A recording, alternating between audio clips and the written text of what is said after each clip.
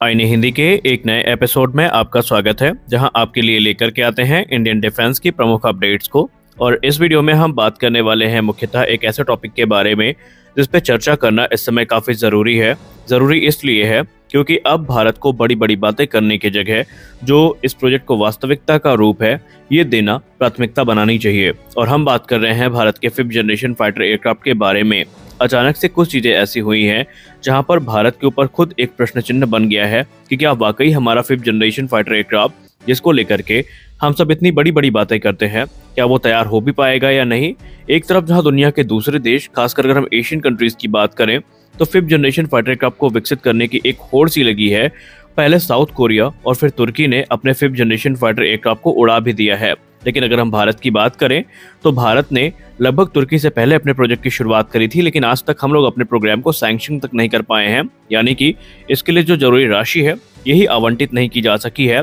और इस चीज को लेकर के डिफेंस के गलियारे में एक बड़ा रोष देखने को मिला है। और एक ही सवाल बार बार पूछा जा रहा है आडा और भारत सरकार से कि आखिरकार कब तक हम लोग सुनी सुनाई बातों पर यकीन करते रहेंगे, कब तक हमें इस एयरक्राफ्ट का जो वास्तविक प्रोटोटाइप है ये देखने को मिलेगा। अब अगर हम बात करें KF-21 की यानी बोरामी की, तो इसको कोरिया के द्वारा ऑलरेडी उड़ाया गया है। एक नहीं बल्कि इसके कई प्रोटोटाइप्स ने उड़ान भर चुकी है। भले ही इस समय ये एक true 5th generation fighter aircraft ना हो, लेकिन लगातार जो कोरिया है इसमें विकास कार्यक्रम को आगे बढ़ा रहा है, इसको इवॉल्व कर रहा है।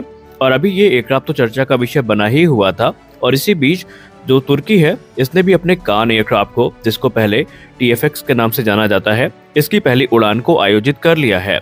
जी हाँ, आपको बता दें कि अभी हाल ही में एक रिपोर्ट सामने आई है जहां पर तुर्की ने अपने 5th जनरेशन फाइटर एयरक्राफ्ट की जो अर्जेंसी है इसको दुनिया के सामने प्रदर्शित किया है। और एक बड़े डेवलपमेंट के तौर पर उनका जो 5th जनरेशन फाइटर एयरक्राफ्ट है इसने अपनी पहली उड़ान को भर लिया है। माना जा रहा है कि भले ही तुर्की का ये जो एयरक्राफ्ट है अभी पुराने अमेरिकी इंजन पर आश्रित है, लेकिन बीतते समय के साथ तुर्की ने इंजन डेवलपमेंट के लिए खुद को रोकना सही नहीं समझा। उन्होंने कहा जो हमारे पास उपलब्ध है उसी का इस्तेमाल करके फिलहाल हम एयरक्राफ्ट के निर्माण को शुरू करेंगे और आगे चल के जो इंजन रिप्लेसमेंट वर्क है इसको भी शुरू कर दिया जाएगा। अब आप में से बहुत सारे लोग ये कहेंगे कि एम का एक 5.5 जनरेशन का एयरक्राफ्ट होगा, उसको TFX या KF-21 से कंपेयर करना ठीक नहीं होगा।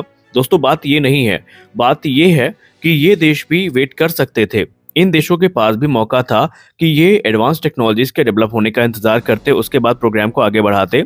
लेकिन इन्होंने जो 5th जनरेशन फाइटर एयरक्राफ्ट की अर्जेंसी है इसको समझा और प्रोग्राम को एक प्रायोरिटी दी। और इसी का एक कह सकते हैं रिजल्ट है कि फास्टर डेवलपमेंट हमें देखने को मिला और जो ब्यूरोक्रेटिक हर्डल्स थे इसको ये एयरक्राफ्ट प्रोग्राम पार कर सके। KF-21 की बात करें तो उसमें आपको अभी फिलहाल इंटरनल वेपन बे देखने को नहीं मिलती है, लेकिन आने वाले भविष्य में कोरिया ने खुद कहा है कि वो इसमें लगातार इम्प्रूवमेंट्स करते रहेंगे और उसके नए इटरेशंस हमें देखने को मिलते रहेंगे। इनफैक्ट उन्होंने तो 6th जनरेशन फाइटर एयरक्राफ्ट को प्लान भी कर लिया है। वहीं अगर हम तुर्की की बात करें तो तुर्की ने भी इस प्रोग्राम को गंभीरता से लिया और उन्होंने TFX प्रोग्राम के डेवलपमेंट को प्राथमिकता दी।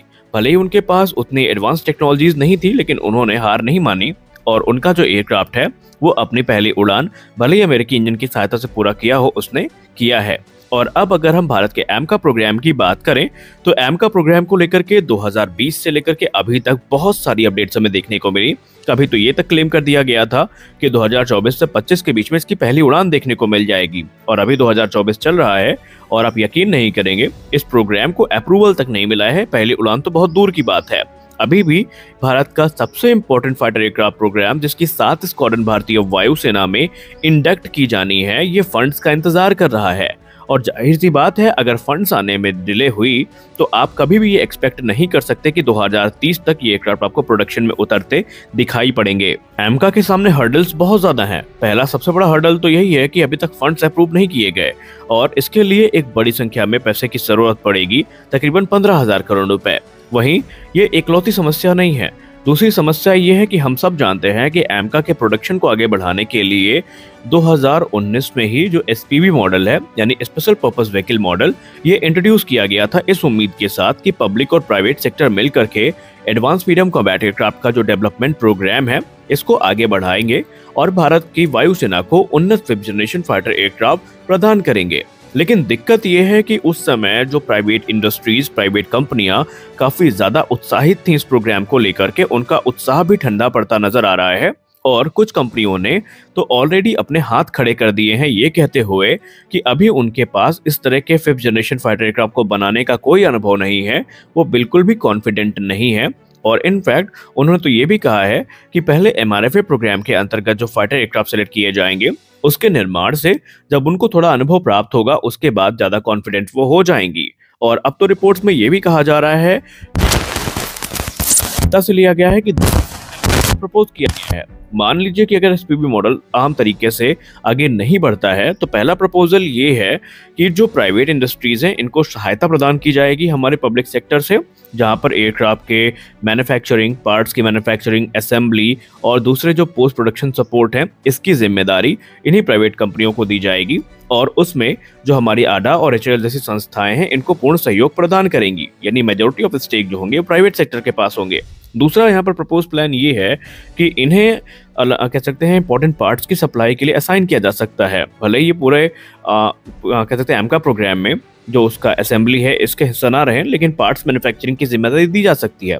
लेकिन ऐसी स्थिति में इनके पास कोई भी ओनरशिप नहीं होगी, तो यहाँ पर चीजें काफी ज्यादा गंभीर है। अब दूसरी समस्या ये है कि AMCA की 7 स्क्वाड्रन जो ली जानी है इसमें से शुरुआती 2 स्क्वाड्रन जो हैं ये हमें तेजस मार्क जो हमें जनरल इलेक्ट्रिक F414 इंजन है इससे पावर्ड दिखाई पड़ेंगी। यानी शुरुआती जो 2 स्क्वाड्रन है इसमें अमेरिकी इंजन का इस्तेमाल किया जाएगा और बाद की जो 5 स्क्वाड्रन्स हैं इनमें हमें स्वदेश निर्मित जो इंजन है वो देखने को मिलेगा। अब यहाँ पर स्वदेश निर्मित इंजन तो दूर की बात, F414 को लेकर के भी अभी डील साइन नहीं हुई है और ये माना जा रहा है कि 2024 के अंत तक शायद हमें डील देखने को मिल जाए। और अगर ऐसा होता है तो यहाँ पर पहले जो इंजन की प्राथमिकता होगी वो तेजस मार्क 2 प्रोग्राम के लिए होगी, क्योंकि ऑलरेडी ये माना जा रहा है कि 2025 की शुरुआत या मध्य तक हमें रोल आउट शायद देखने को मिल सकता है। तो ऐसे में भारत को चीजें काफी गंभीरता के साथ लेनी चाहिए और एक्सपर्ट तो अब यहाँ तक कहने लगे हैं कि अगर भारत 2025 तक इंजन डील को फाइनलाइज नहीं कर पाता है जो कि हमारे स्वदेशी इंजन की है, तो आप ये भूल जाइए कि आपको 2035 से पहले जो एयरक्राफ्ट है ये देखने को मिलेगा। क्योंकि आप सब जानते हैं कि रोल्स रॉयस जिसने सबसे फास्ट डेवलपमेंट का ऑफर किया है उसने भी ये कहा है कि तकरीबन 1 दशक का समय तो लग जाएगा और 10 वर्षों में जो प्रोडक्शन मॉडल है वो भारत को हैंडओवर कर दिया जाएगा। यानी कि अगर 2025 में भी डील फाइनलाइज करी जाती है तो हमें जो स्वदेशी इंजन है ये 2035 के पहले देखने को नहीं मिलेगा और ऐसे में AMCA की पूरी जो टाइमलाइन है ये काफी ज्यादा प्रभावित हो सकती है।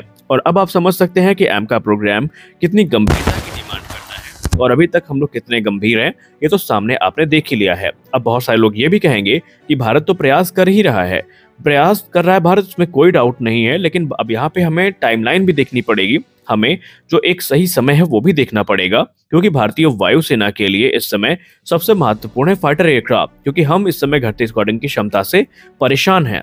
तो आज के इस वीडियो में बस इतना ही, मिलते अगले वीडियो में कुछ और अपडेट्स के साथ, तब तक के लिए जय हिंद।